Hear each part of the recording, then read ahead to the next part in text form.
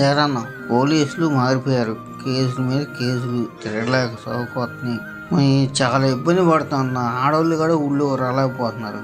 అంత ఏమైనా అయిపోయింది. మా ఊరు వచ్చి ఎప్పుడు ప్రశాంతంగా చెప్తావు అప్పుడే బలం వచ్చింది. మా ఊరు పరిస్థితి వేస్ట్ అయిపోయింది అన్న.